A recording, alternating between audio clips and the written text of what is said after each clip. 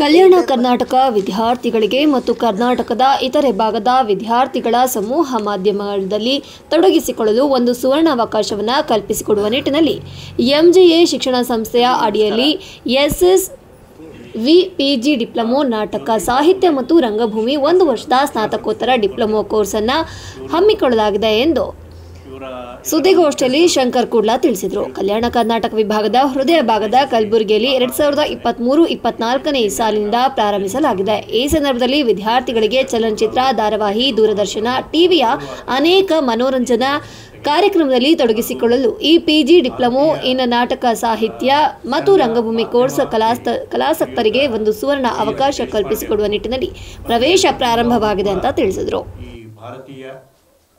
Government ಇಂದ fees ಅಷ್ಟೇ ತಗೋತೀವಿ ನಾವು, ಮ್ಯಾನೇಜ್ಮೆಂಟ್ದವ್ರು ಏನು ತಗೋದಲ್ಲ ಸರ್. ಒಂದೇ ವರ್ಷದ್ದೆ ಮಾತಾಡ್ರಿ. ಗುಲ್ಬರ್ಗ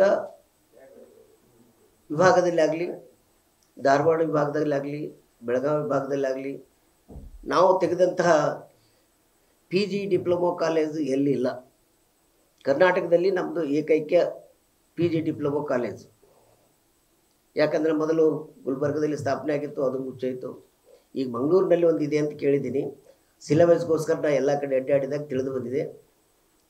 ಆದ್ದರಿಂದ ನಮ್ಮ ಭಾಗದಲ್ಲಿ ಸಾಹಿತ್ಯ ಮತ್ತು ರಂಗಭೂಮಿ, ನಾಟಕ ಇವೆಲ್ಲ ಬಹಳ ಕಡಿಮೆ. ನಮ್ಮ ಹಿಂದುಳಿದ ದೇಶ ಇರೋದ್ರಿಂದ ಅಲ್ಲಿ ಇದರದೊಂದು ಹವ್ಯಾಸ ಇರುವುದಿಲ್ಲ.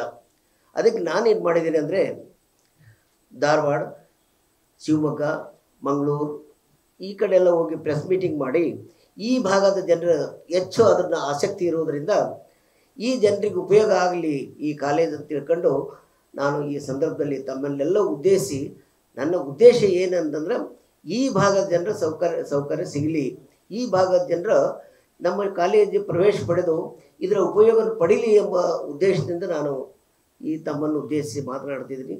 ದಯವಿಟ್ಟು ಈ ಭಾಗದ ಜನರಿಗೆ ಈ ಒಂದು ನಾಟಕ, ಸಾಹಿತ್ಯ ಮತ್ತು ರಂಗಭೂಮಿ ಪ್ರವೇಶಕ್ಕಾಗಿ ನಾವು ಜುಲೈ 1ನೇ ತಾರೀಕಿನಿಂದ ಪ್ರವೇಶ ಪ್ರಾರಂಭವಾಗ್ತದೆ.